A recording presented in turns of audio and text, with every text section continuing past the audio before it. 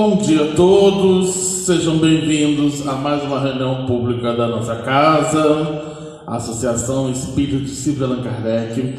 Hoje quem está com a gente ofertando o estudo é o nosso presidente, Robinson. Ele vai falar sobre o tema Jesus espera por você.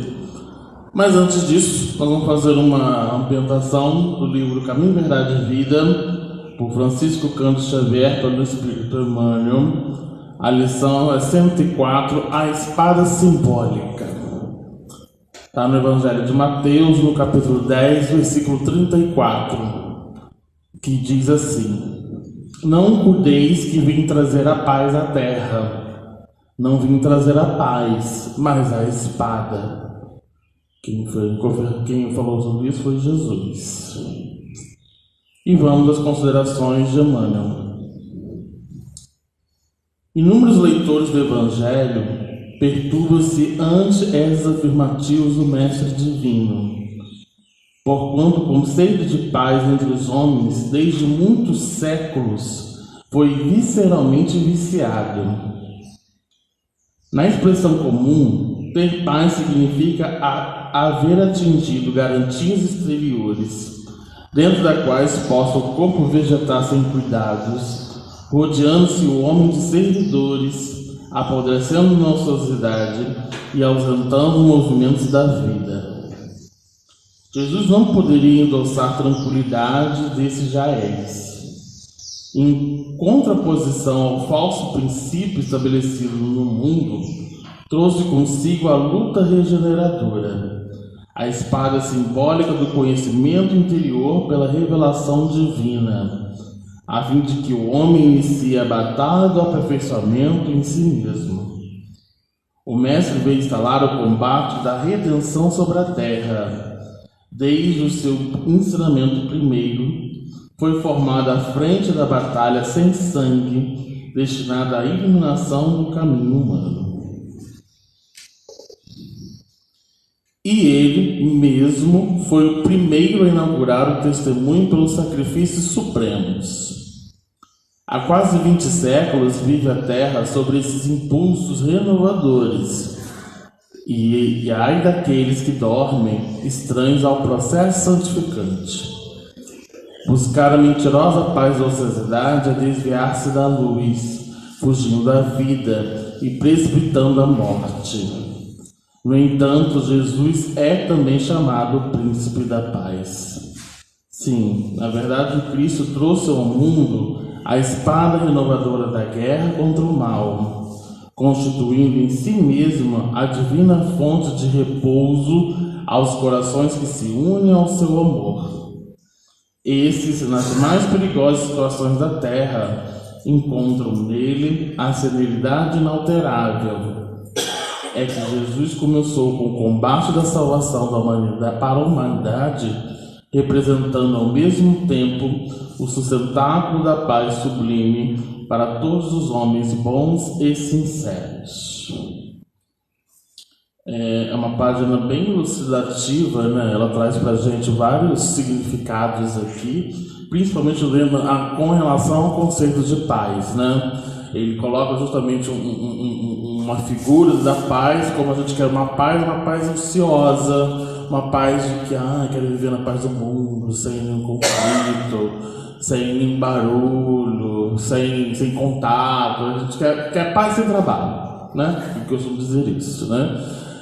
Então ele já faz uma consideração de que paz não é isso, né? E quando ele fala de que não veio trazer a paz, mas a espada, né? E aí tem até no capítulo lá, a moral estranha falando disso, né? Porque seria incoerente Jesus falar de que não quer... Espadas revelam o quê? Uma guerra, né? Um símbolo de um combate, um instrumento para o qual ali ele é uma arma, né? Então seria incoerente ele falar de espada com uma figura de paz, né? Só que aqui Emmanuel ele ressalva justamente do quê? O que nós somos em combate? Nosso combate de redenção da terra. Justamente estamos aqui no momento de aprimoramento íntimo, ou seja, vivemos uma grande batalha.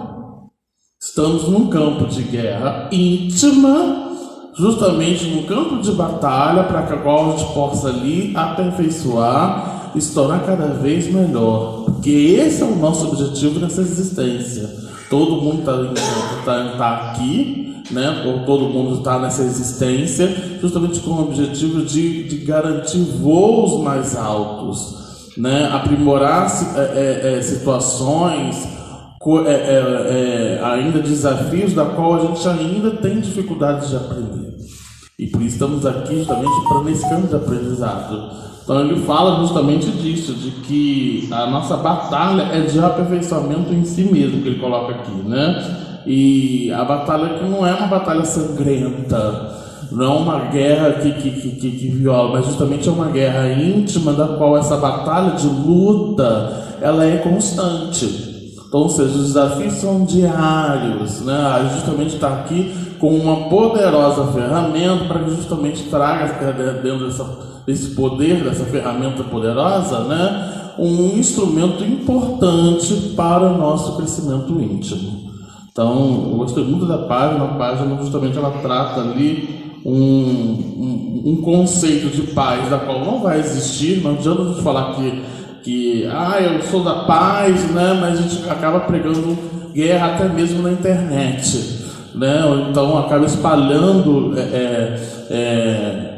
guerras ou até mesmo desavenças por conta das nossas palavras. E aí é importante sempre lembrar de Nano Cordel com essa música brilhante, né? A paz do mundo começa em mim, né? É sempre importante a gente lembrar disso. Quer pregar a paz, quer estar em paz, começa consigo mesmo. Começa nessa luta íntima, nessa batalha íntima. Então vamos lá? Vamos levar nossos pensamentos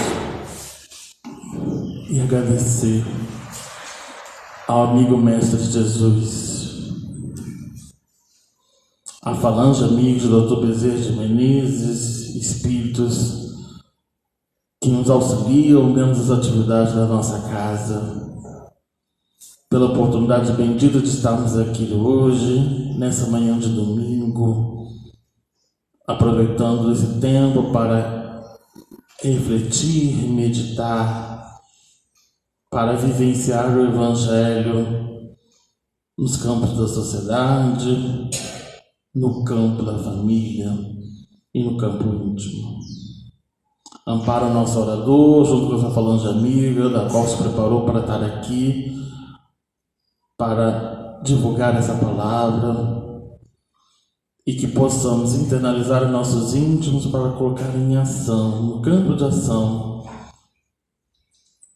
cumprindo ali com o nosso compromisso da regeneração desse planeta.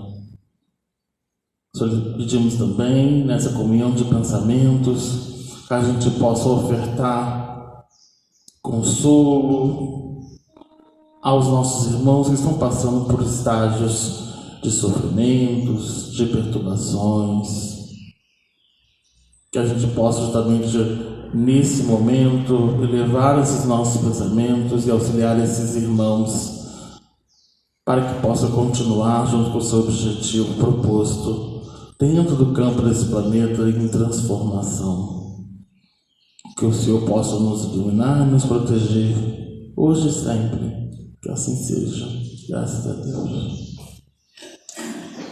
Nós vamos passar a palavra então para o Robinson, que ele vai falar então sobre o tema Jesus espera por você.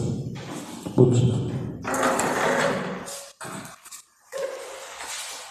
Bom dia a todos. Que a paz do Divino Mestre Jesus esteja nos nossos corações.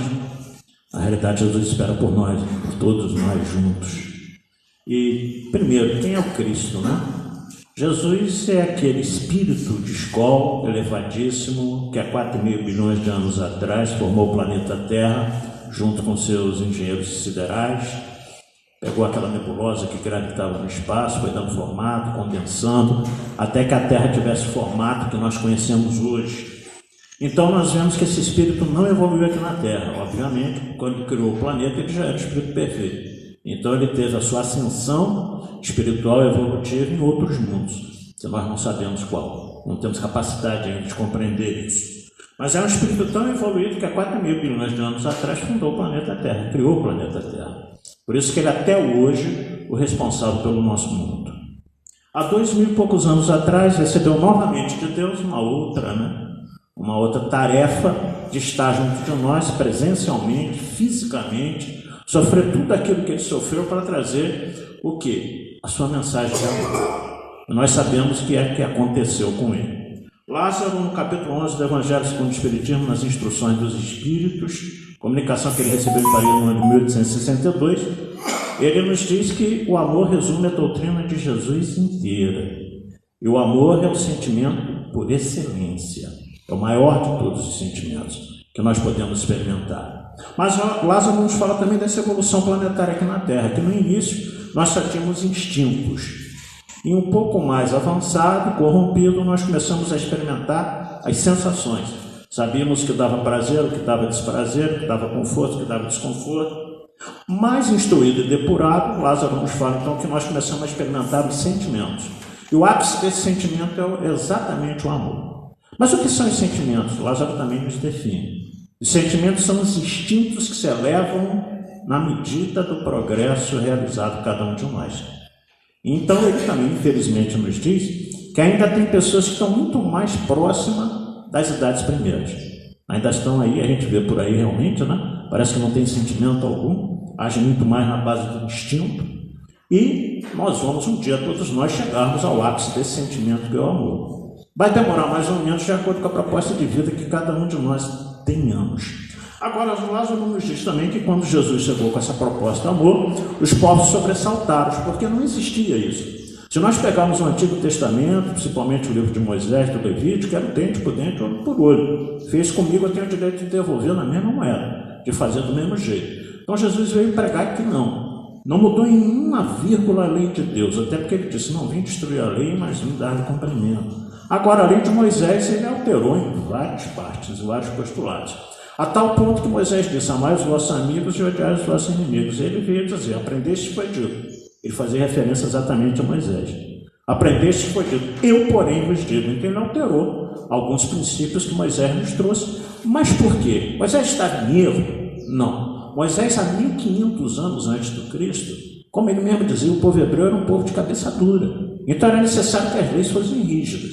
Se vocês observarem o Levítico, que é a lei de Moisés que ele recebeu para o povo hebreu, ela é bastante rigorosa. Mas era necessário, porque como ele dizia, esse povo não adianta esclarecer de uma forma mais simples, mais tranquila, mais amorosa. Porque esse povo tem que ser ali a ferro e fogo. Só que 1500 anos depois de Moisés, alguns autores 1300, outros 1600, quem sabe na realidade quando Moisés existiu, mas por ali, né? Acontece que Jesus veio e reformou algumas dessas leis. Por quê? Porque a humanidade já avançara intelectualmente em alguns quesitos.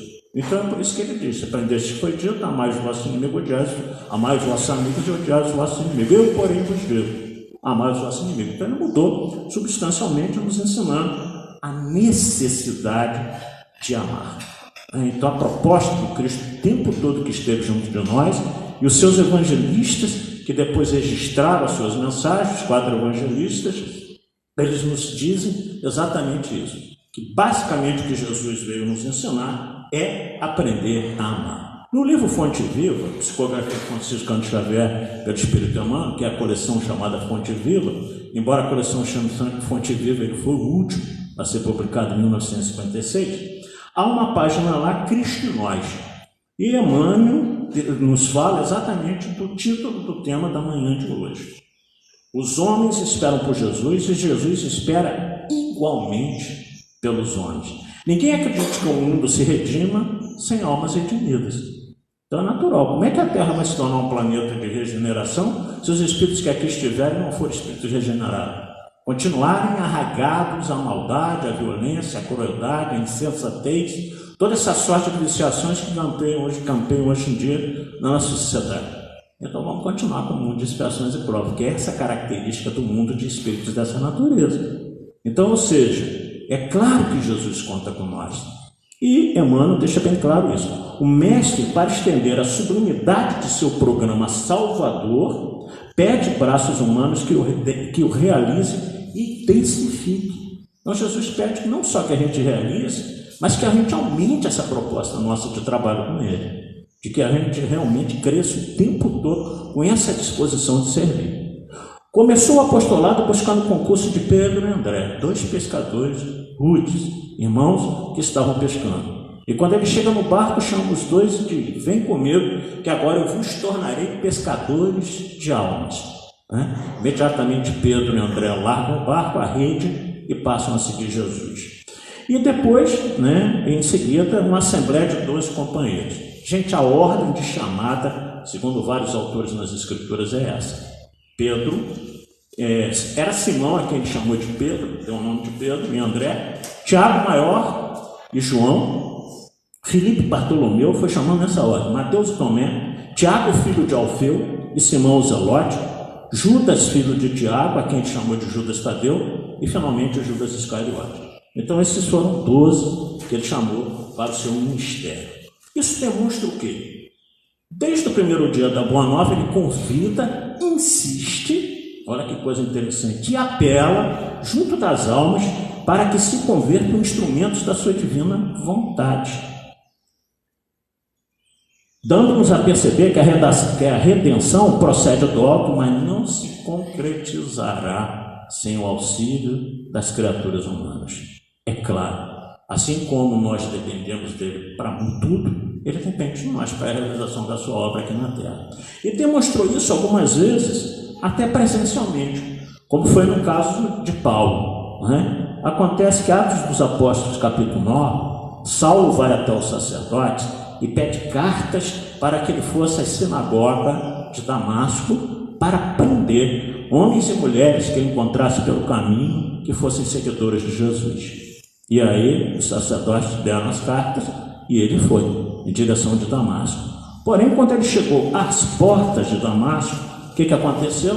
Ele, com os soldados que o acompanhavam, um clarão de luz muito forte o cegou. Ele caiu do cavalo e ouviu uma voz: Saulo, Saulo, por que me persegues? Ele ainda era Saulo. E aí imediatamente ele pergunta: quem és tu, Senhor? E ele falou: eu sou Jesus de Nazaré, a quem tu persegues. A conversão dele deu-se exatamente a partir dessa frase de Jesus. Coisa fantástica, né? Eu sou Jesus a quem tu persegues. Ele acabaram de perguntar: quem és tu, Senhor? E qual é a próxima frase que Saulo pronuncia? Senhor, que queres que eu faça? Fantástico, né? Em questão de segundos, ele mudou totalmente a sua lógica. Senhor, que queres que eu faça? Ele disse: entra à cidade de Damasco e lá te será dito o que fazer. E ele entrou, foi conduzido, porque não estava enxergando nada, foi conduzido pelos soldados que estavam com ele. Todos os soldados ouviram a voz de Jesus, mas não viram nada, mas ouviram a voz de Jesus. Ficaram assustados, apavorados, e entraram com Saulo na cidade de Damasco. No mesmo instante, Jesus aparece a Ananias, que era um seguidor dele, do Cristo, e fala: Ananias, vá à rua direita, porque lá tem um homem de Tarso e que você precisa restituir a ele a visão. Ele chama-se Saulo.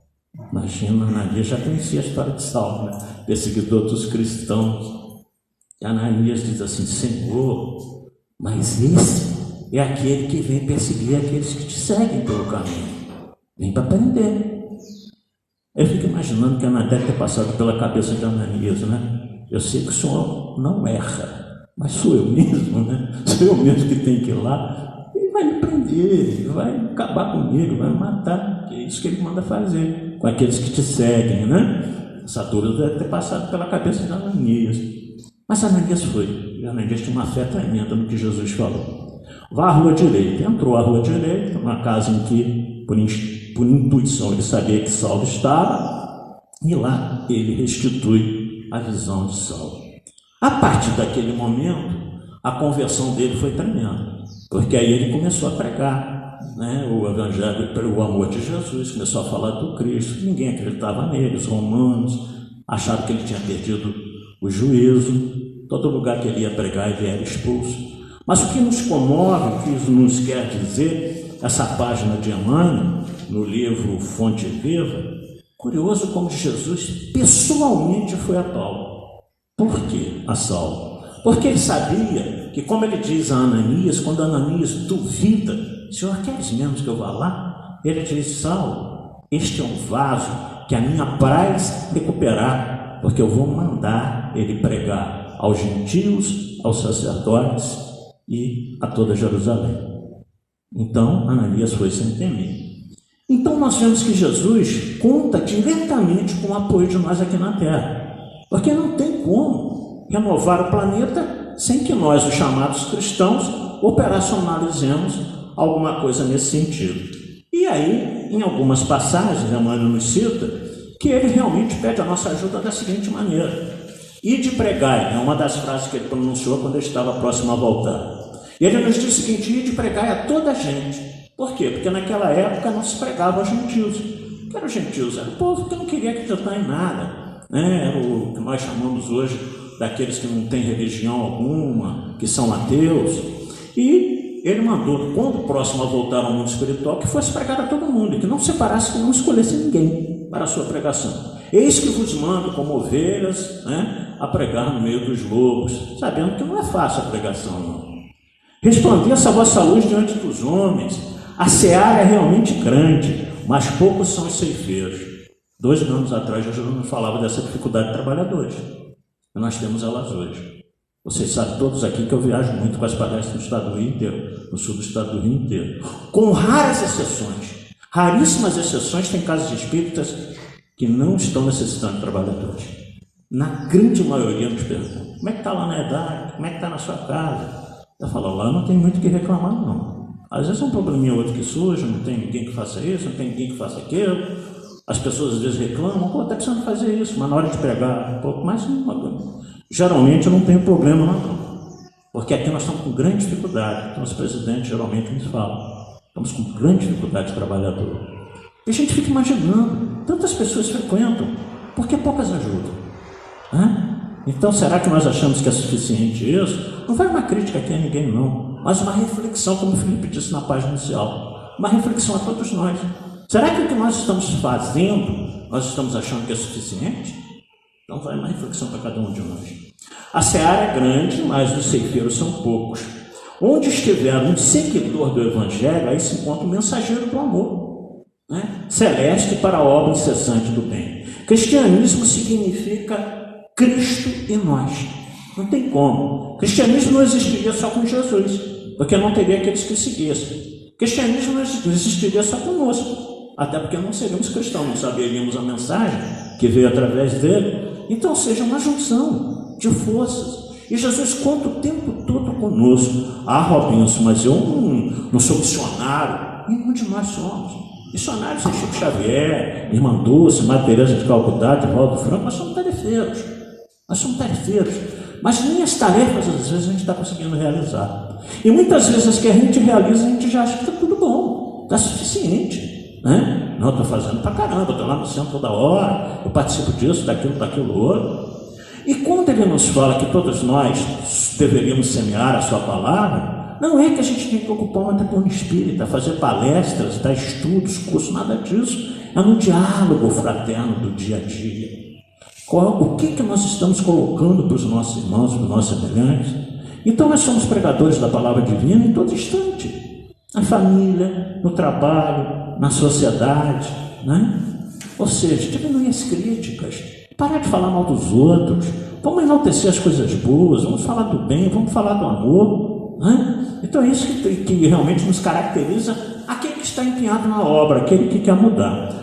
Um livro muito interessante que eu li há pouco tempo, Psicografia do Raul Teixeira, pelo Espírito Francisco de Paula Aveiro. Isso foi antes do Raul sofrer o AVC. O livro tem o título Quem é o Cristo? Olha que coisa bonita que Raul diz: eu vim para que tenhas vida e vida em abundância. João capítulo 10, versículo 10. Eu vim para que tenhas vida e vida em abundância. Ele está falando para as pessoas que estavam vivas? Como é isso? Para pessoas que estavam existindo lá na hora, que disse: eu vim para que vocês tenham vida e vida em abundância. Como assim? Se já estava todo mundo encarnado. Mas o que ele quer nos dizer com isso? Ele trazia a vida para quem já ele certamente que não era para essas pessoas, não era do jeito que essas pessoas pudessem estar entendendo. Ele vinha portando uma mensagem de vida espiritual. Porque se nós já temos a vida física, nós estamos encarnados, precisamos agora dar um pouco mais ênfase à nossa espiritualidade. Ele vinha portando uma mensagem de vida espiritual, aí o Raul é taxativo, para quem se encontrava num contexto de vida mortificada. A gente costuma dizer por aí, gente, tem muito morto-vivo andando por aí. A pessoa está viva, mas intimamente está morta. Não tem uma atividade, não faz nada, não quer crescer, né? Vive melancolia, depressão, em estado de ansiedade profundo o tempo todo, e com isso não consegue se conectar às coisas boas do mundo, às coisas boas da espiritualidade, sempre sofrendo. Raul nos fala disso. Daí ele ter falado em vida abundante, o Raul não é fácil não, ele quando quer soltar umas pérolas ele solta. Daí ele ter falado em vida abundante, a quem se habituou a uma vida mesquinha, palavras dele, fique, se quiser ficar com raiva dele, não de mim, empobrecida, apequenada. Então o Raul é bastante incisivo. Às vezes a nossa vida está assim. A gente se dedica a coisas mesquinhas do mundo, do dia a dia. Temos uma vida pequenina, achamos que é grande, né? Já dizia o poeta português, tudo vale a pena se a alma não é pequena. Então, ou seja, precisamos crescer um pouco mais espiritualmente falando. Ele é que nos traz a vida verdadeira, vibrante, feliz, abundante, propondo-nos fazer nobre uso dela, a fim de que nele possamos viver para sempre. O que isso quer dizer, gente? Melhorar a nossa vida, os nossos gostos, as coisas que a gente faz. O Felipe, na página inicial, falou uma coisa muito interessante. Eu sempre observo as páginas em qualquer palestra que eu vá. O Felipe falou assim: a gente pensa que paz é sossego, é tranquilidade. Ah, estou em paz, né? Estou deitado aqui na minha cama vendo televisão, nada me perturba, estou tranquilo. Paz não é isso não. Paz é o contrário disso. A paz verdadeira nós conseguimos no trabalho, no bem. A paz verdadeira que nos dá realmente essa sensação gostosa é quando nós estamos operando alguma coisa a benefício de alguém. Isso é a verdadeira paz. Porque inclusive é a paz da consciência. É a paz que eu estou realmente promovendo aquilo que Jesus me pediu que fizesse. Que eu fizesse a minha parte. Não engrandecesse também com isso não. Muito pelo contrário. Mas realmente fazer aquilo que nos compete fazer. Melhorar o quê? Os nossos gostos. O que nós temos lido? O que nós temos escutado? O que nós temos visto nos aparelhos de televisão? Quais são as nossas conversas? Na roda de conversas? Melhorar. Eu me lembro que há muito tempo atrás, um jovenzinho me falou o seguinte. Ele tinha 18 anos na época, né? Obviamente não vou revelar quem. Ele falou assim: Robinho, eu vou casar. O que você acha? Eu não posso achar nada. Eu vou achar, se você vai casar, porque eu vou achar, né? A vida é sua, não tem nada com isso não, né? Não, mas porque eu estou assim meio em dúvida. Eu falei: então, meu filho, se você está em dúvida se deve casar ou não, você não acha que vale a pena esperar um pouquinho mais, né? Para que essa ideia amadureça? Quanto tempo mais? Eu falei: não sei, talvez aí até os 68, né? 78 você já vai ter certeza se realmente você quer casar, né? É óbvio que é uma brincadeira que eu fiz com ele. Porque casar aos 68, 78 só pode ser para lembrar do remédio, né? Bem, pega o remédio aí para mim, pega a bengala que eu não estou conseguindo levantar, vamos rezar junto, é para isso. Mas, na realidade, o que eu quis dizer a ele? Se você tem determinadas incertezas na vida, procure dar um tempo, né?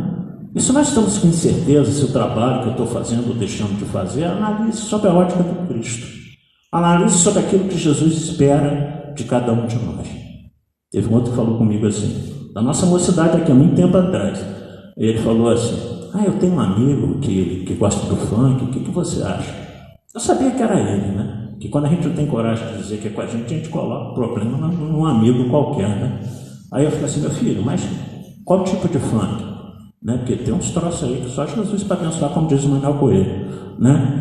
E eu falei assim: olha só, mas tem uns funkzinhos aí. Naquele ano, tinha acabado de acontecer o programa de fim de ano do Roberto Carlos, que eu assisto todo ano. A gente fica torcendo para o Roberto Carlos conseguir um pouco mais à frente, né? Coitado, já está bastante tudo.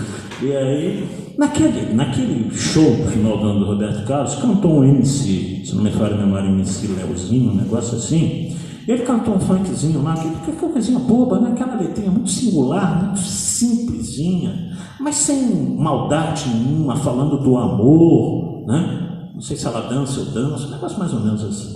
Mas era muito simplória a letra, mas sem conteúdo pejorativo nenhum, sem bobagem nenhuma, que falava de amor. O Roberto ficava até cantando junto com ele lá, eu achei muito interessante aquilo. Eu falei para ele, olha, tem funkzinho dessa natureza, que é coisa simplesinha, mas que não é isso não. Ele gosta do funk proibidão. Eu falei, meu Deus do céu, seu amigo é espírita? O senhor acha que o funk é a música do umbral? Eu falei assim, não, filho, umbral é pagodinho, né? Brincadeira de quem gosta de pagode. Umbral é pagodinho, funk, proibidão, é música das regiões trevosas, muito pior do que umbral. Se o seu amiguinho é espírita, fala com ele para melhorar um pouco a qualidade daquilo que ele está ouvindo. Ah, tá, eu não sabia que era ele. Aí eu ainda disse para ele, pega o livro Voz Póstumas, abre um capítulo, uma música celeste. O maestro Giottino Rossini, italiano, que fez óperas fantásticas, que são tema dos filmes Cinderela, Guilherme Tell, uma série de outras obras. Ele tem 8 composições super famosas no mundo inteiro, obviamente já desencarnou, mas o maestro Rossini dizia o seguinte, a nossa música clássica, a melhor das nossas músicas clássicas, de Chopin, Bach, Beethoven, não chega perto da música celeste. Então eu disse para ele também, dá uma olhadinha no Obras Póstumas, você vai ficar assustado. E mostra para o seu amigo. Então o que isso quer dizer? A gente precisa melhorar os nossos gostos em tudo que a gente faz. Respeito quem gosta dessas coisas. Mas é aquela história, a gente não deve se dar o direito mais de ouvir determinadas coisas que andam por aí. No outro capítulo, o Raul nos fala o seguinte, o cristão no enfrentamento no mundo. Olha como o Raul foi feliz de escrever esse capítulo. Se o mundo vos odeia, sabei primeiro, vós, que o mundo odiou a mim. Jesus, em João capítulo 15, versículo 18. Então, olha que Jesus, ele disse, se vocês estão com medo de se odiar, olha o que fizeram comigo. Primeiro odiaram a mim, me crucificaram.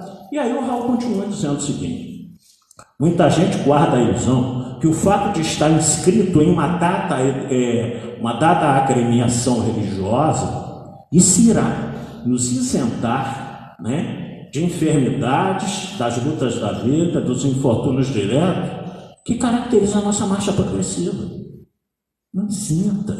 Ah, fulano está no centro espírita lá. Ah, pá, nossa, ele está com câncer, né? Não era para ter câncer, está lá no centro espírita há tantos anos. Ah, fulano é da católica e tal, está sofrendo a beça com as doenças lá degenerativas. Gente, olha o que Chico Xavier passou. Quantas doenças Chico tinha? A religião não nos livra dessas coisas, mas ela nos dá 3 coisas fantásticas. O Evangelho segundo o Espiritismo, capítulo 6, nos dá coragem para continuar lutando diante de todas as dificuldades que nós possamos enfrentar. Nos dá paciência para saber esperar que aquilo que começa um dia vai acabar. Nos dá resignação para saber suportar todas as adversidades da vida que vem. Porque, como diz o Raul aqui, com muita propriedade, né? Isso faz parte de quê? Faz parte das nossas dívidas passadas ou dos nossos desequilíbrios presentes. Então é natural, não é culpa de ninguém, a não ser de nós mesmos. Nós temos que ressarcir aquilo que nós fizemos de errado. E muitas vezes vem através dessas experiências dolorosas de vida, das doenças de todas as naturezas. Então o que a doutrina vai nos dar é o conhecimento do porquê nós estamos sofrendo e vai apaziguar nossos corações, para que a gente saiba sofrer com resignação e não maldizer. Gente, eu tenho um pastor amigo meu, que ele continua sendo um amigo meu, embora não esteja mais entre nós, mas ele contraiu câncer de pulmão. Eu visitava ele algumas vezes, né, diante da minha agenda, que é uma coisa de doido, mas sempre quando tinha uma oportunidade eu ia na casa dele. E um belo dia aconteceu que chegou o pessoal da igrejinha dele lá, e a esposa dele falou para mim, você se importa? Eu falei, não, de jeito nenhum. E no meio da sala, eles começaram a orar, lá, né, de acordo com a igreja dele lá. Eu fiquei sentado no sofá, fazendo uma prece também. E eles se abraçaram assim, fizeram uma rodinha. Jesus vai te curar, Jesus vai te curar, Jesus vai te curar. Beleza, o nome disso é fé, não importa qual religião. Acontece, porém, que em função de que Jesus ia curar ele suspendeu o tratamento que ele estava fazendo oncológico. Suspendeu. ele já estava começando a quimioterapia, suspendeu o tratamento porque Jesus ia curar, não necessitava mais do tratamento médico. Acontece que depois ele foi piorando, fui visitar ele uma vez, ele já estava no oxigênio, e ela falou assim, ele não quer voltar ao médico, né? Porque está na esperança aí que a igreja prometeu que ele vai ser curado por Jesus, até que, não aguentando mais, eu falei com ele, falei, vai, não custa, né? Tive uma conversa com ele voltou ao médico. O médico falou assim, poxa, por que você abandonou o tratamento? Você está sumindo? Vamos fazer um raio-x aí, vamos ver como é que está no pulmão. O médico disse para ele, olha só, quando nós começamos o tratamento, seu câncer estava do tamanho de uma bolinha de ping-pong. Lamento te dizer que agora ele tomou todo o pulmão, ele está do tamanho de uma bola de futebol de salão. Né? Está difícil, mas nós vamos tentar. E ele desencarnou. Então nós vemos o quê? O que a doutrina espírita nos fala? A fé tem que ser racional. Né? A gente conta com apoio espiritual, mas não pode abandonar o tratamento médico. E o que eu estou querendo dizer? Era um pastor de uma igreja protestante. Por que ele adoeceu? Porque estava no karma dele passar por aquilo. O próprio Raul que escreveu esse capítulo, o que aconteceu com o Raul tempos depois? Fazer uma conferência em Nova York, uma série de conferências em Nova York, desce todo mundo do avião, o Raul não desce. Aí as aeromoças incomodadas, né, foram lá. Seu fulano de tal, seu Raul, tal, o Raul, né? Tinha tido um AVC na viagem, ninguém percebeu, né? E quase que o Raul desencarna. Foi atendido às pressas no hospital em Nova York lá, os amigos que aguardavam ele, levaram para o hospital, ficou meses nos Estados Unidos e depois voltou com sequelas definitivas, infelizmente. O Vadinho, que aqui de Volta Redonda, que é o dentista particular do Raul, o Raul vem aqui tratar com o Vadinho em Volta Redonda, o Vadinho viaja com o Raul, já viajou para a Europa, o Vadinho nos confidenciou, olha, nessa encarnação, não fala mais. Né? Então, seja, olha só, um grande orador espírita, conhecido internacionalmente. Por que os espíritos deixaram de ter um AVC? Estava na programação dele.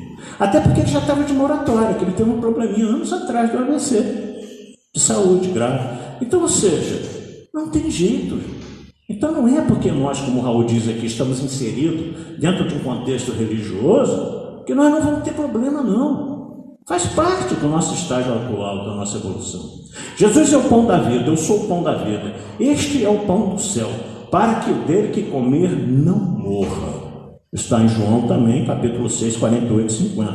Ora, se nós temos um alimento, está lá fora inclusive, tá? Tem um lanchinho depois do passe, que revitaliza organicamente a nossa vida, né? Então, o Jesus é o pão da vida, por quê? Porque é o alimento da alma. É o alimento da alma. Porque sem esse amor do Cristo por nós, sem a compreensão do seu Evangelho, a alma o que faz?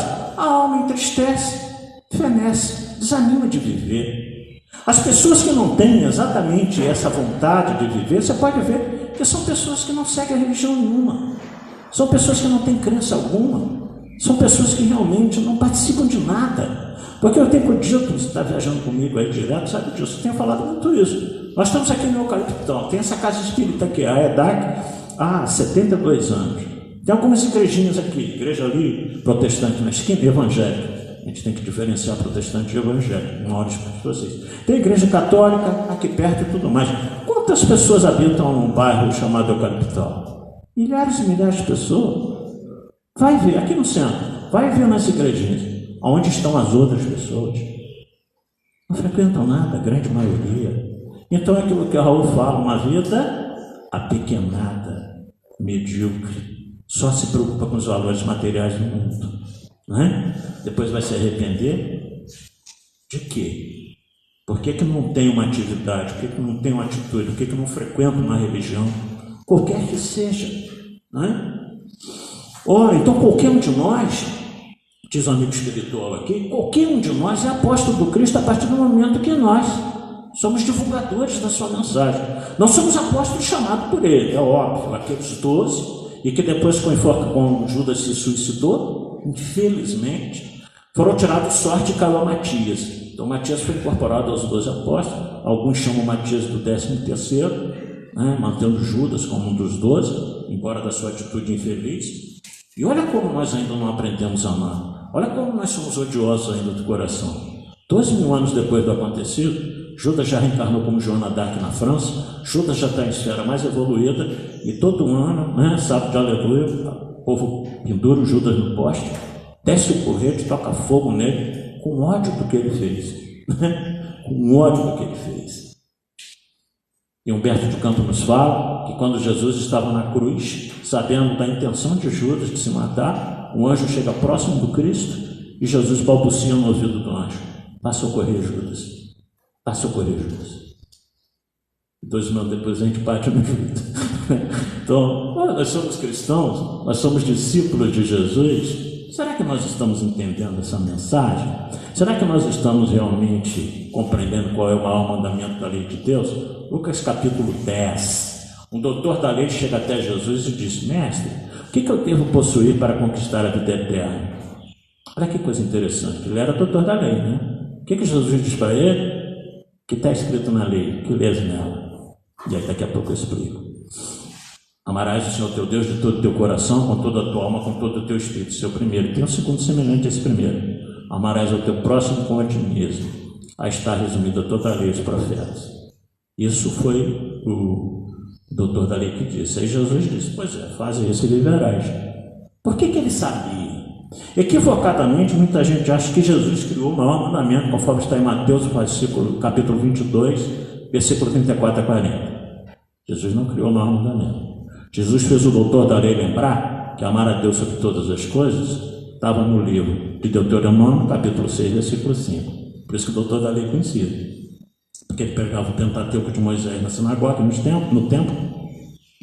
Amar o próximo como a si mesmo está no livro de Levítico, capítulo 19, versículo 18. Então o que Jesus fez? Quando ele veio perguntar o que eu preciso para conquistar a vida eterna, você sabe, está lá. No Antigo Testamento você prega, repete aí para mim. Amar a Deus sobre todas as coisas, ao próximo como a ti mesmo, está no Antigo Testamento. Muita gente acredita que Jesus criou o maior mandamento conforme está em Mateus. Não, ele apenas relembrou o doutor da lei, e conforme está em Lucas. Melhor dizendo, ele apenas lembrou o doutor da lei que ele já sabia, porque ele estudava o Antigo Testamento, né? Então toda a moral de Jesus, através do amor que Lázaro nos fala, se resume em quê? Na humildade e na caridade. Não adianta a gente falar que ama se a gente não tem uma atitude no bem. Não adianta a gente falar que segue a Jesus se a gente não caminha nos seus passos da caridade o tempo todo, do amor, de encarar as pessoas sob essa ótica, de parar um pouco com essa maledicência, de parar de criticar, né? Por quê? Isso demonstra o quanto nós ainda somos imperfeitos. No livro Vinha de Luz, há um capítulo também muito interessante, Emmanuel, Brilho Vossa Luz. Olha que coisa interessante que a Emmanuel nos fala com relação a isso. Há sofredores inveterados que outra coisa não demandam além do sofrimento. São chamados masoquistas. Pessoas que gostam de ficar sofrendo o tempo todo. Entram em determinadas situações e não conseguem sair. Reclama da situação, Mas por que não sai? Será que é porque gostam de ficar naquela situação? Será que é porque gostam de sofrer? Pessimistas que se enclausuram em nuvens pesadas, atendendo a propósito deliberado durante séculos, suprem a mente de torturas contínuas e não pretendem construir senão a piedade alheia, sobre a qual se compraz. Então tem pessoas que são assim, fica sofrendo. Aí você fala: mas por que você está sofrendo? Sai dessa situação. Muda seu rumo. Eu não consigo.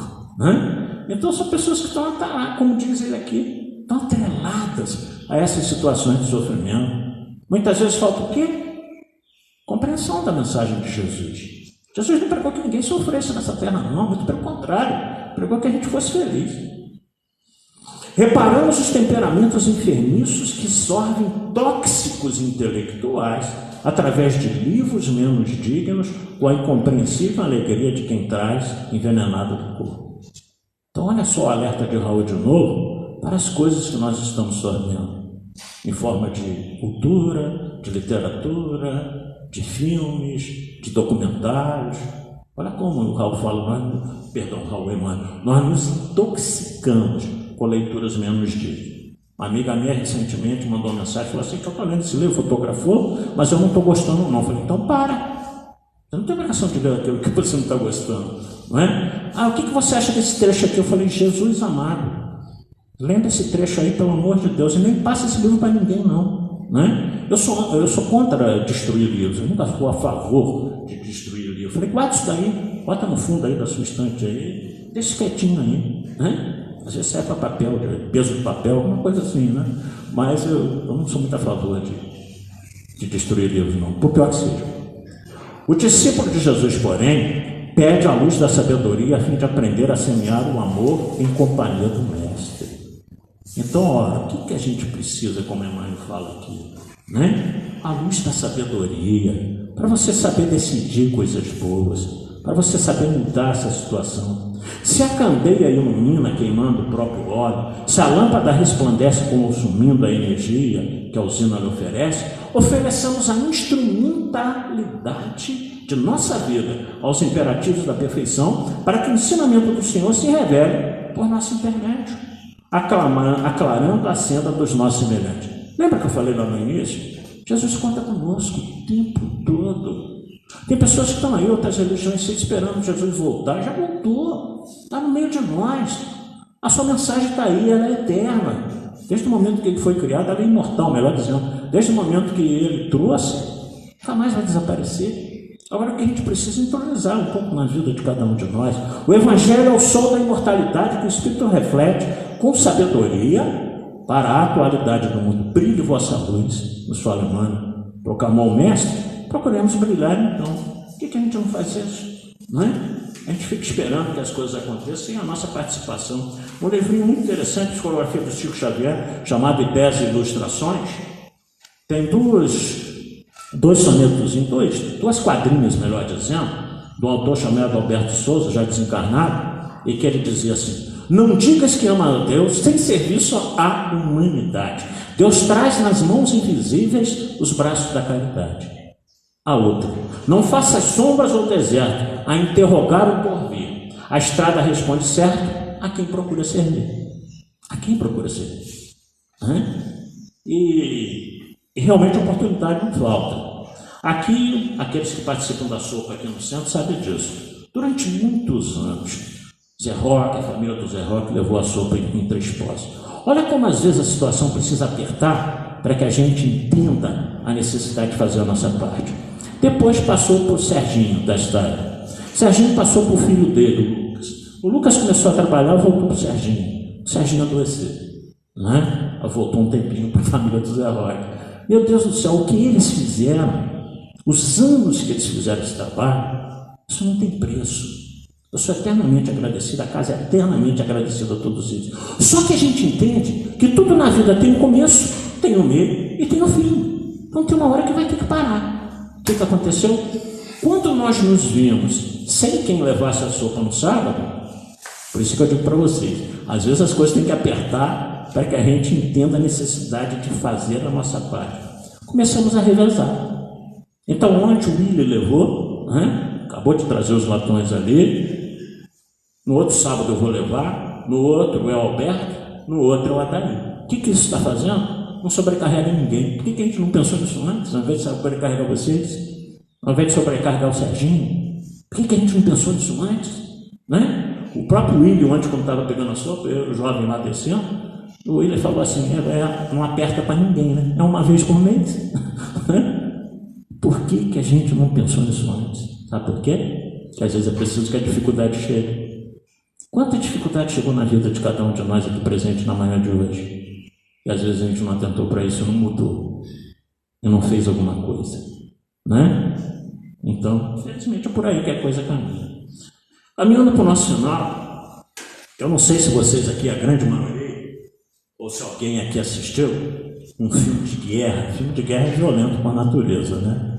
Mas na época eu assisti mais de uma vez, inclusive. É considerado um dos melhores filmes de guerra que foi produzido por Hollywood, chamado O Resgate do Soldado Ryan, no ano de 1998. Esse filme está fazendo, portanto, 23 anos, né? Alguém que assistiu?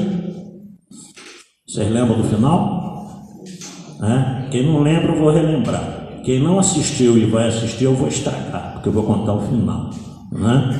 Tem nada mais gostoso que contar o final do filme para quem não assistiu, né? Maldade. Olha, então acontece o seguinte, resumindo a história, ela se passa na Segunda Guerra Mundial. O filme é de direção de Steven Spielberg e ele trouxe como ator principal, porque os dois estão sempre juntos nas produções de Hollywood, o Tom Hanks. Na época muito novinho, né? 98, 23 anos atrás, Tom Hanks era o capitão John Mille, que tinha a missão de ir na França resgatar o soldado James Francis Ryan, que era o ator Matt Damon, um garotinho, 18 aninhos, né? Recém-chegado a Hollywood, desconhecido. E acontece que, por que disso? Porque o roteirista do filme O Resgate do Soldado Ryan ficou conhecendo uma história que, segundo alguns autores, aconteceu na Guerra da Secessão nos Estados Unidos, em que o Norte lutou contra o Sul.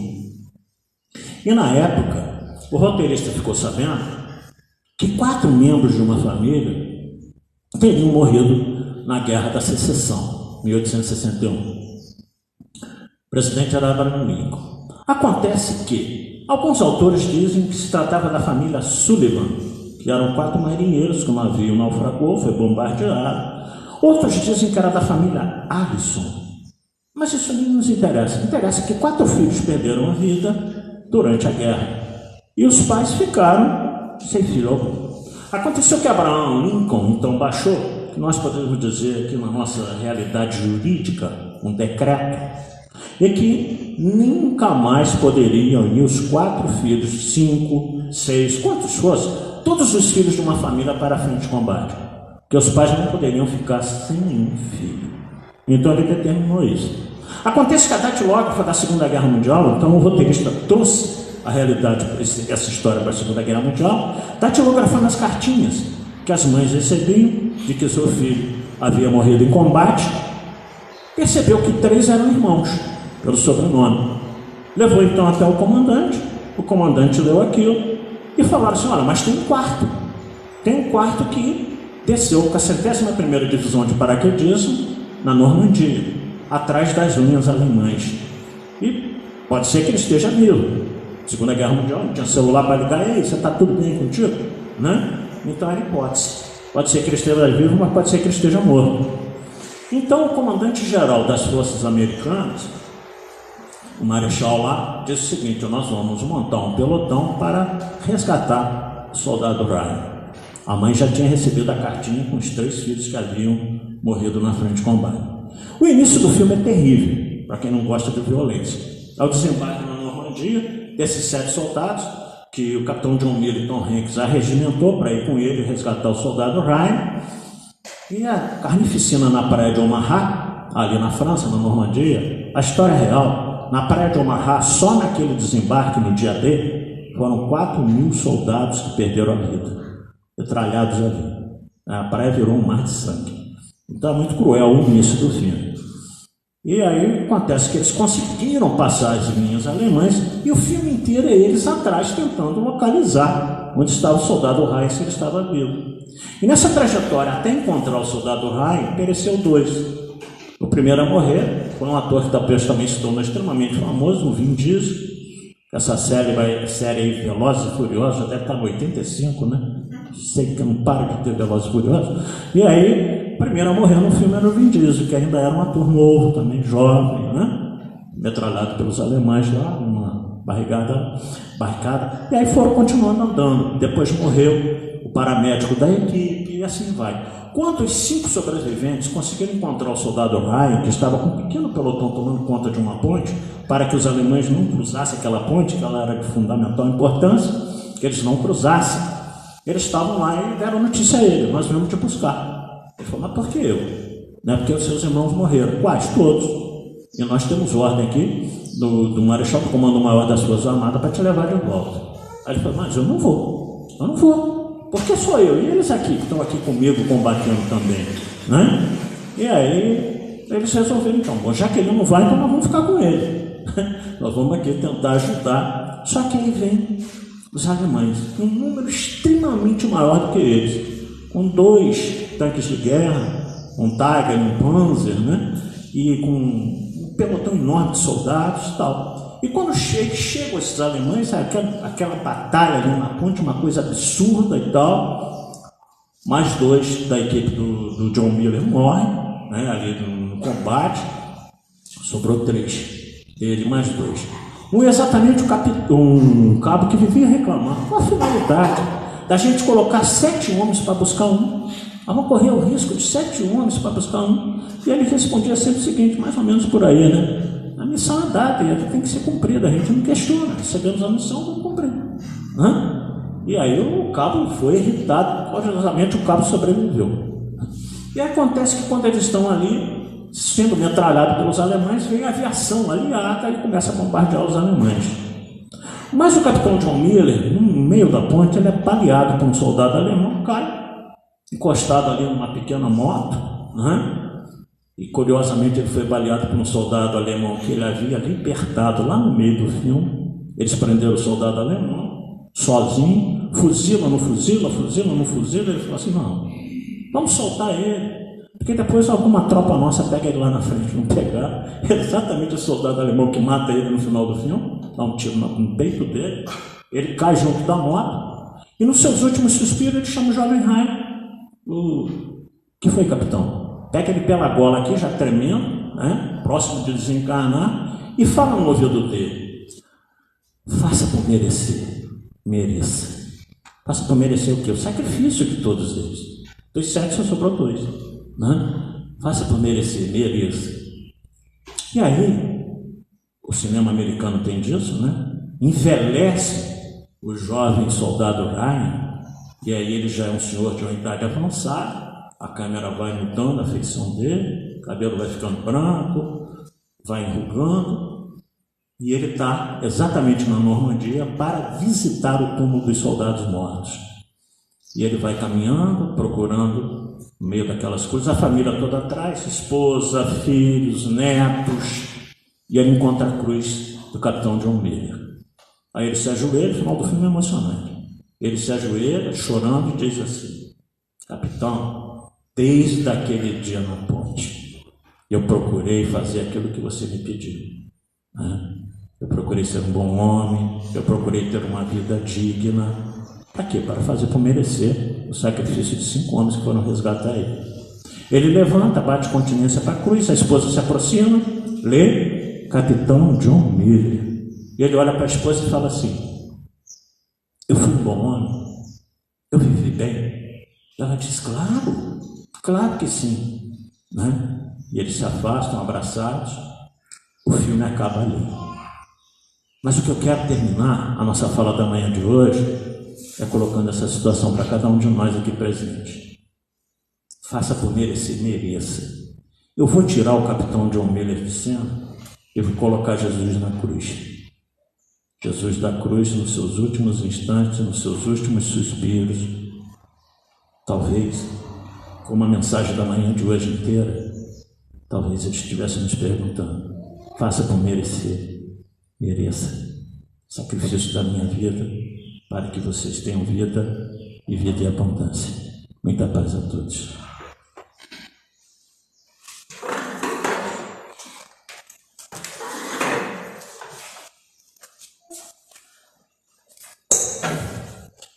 Agradecemos ao Robinson, né, pela oferta da mensagem de hoje, a oferta da reflexão. Na próxima quarta-feira nós vamos ter o Joãozinho, o João Carlos, vai estar aqui falando sobre a porta estreita. Lembrando que os estudos da casa permanecem em atividade, nós temos estudos na segunda-feira, estudo do Evangelho, que ele é online.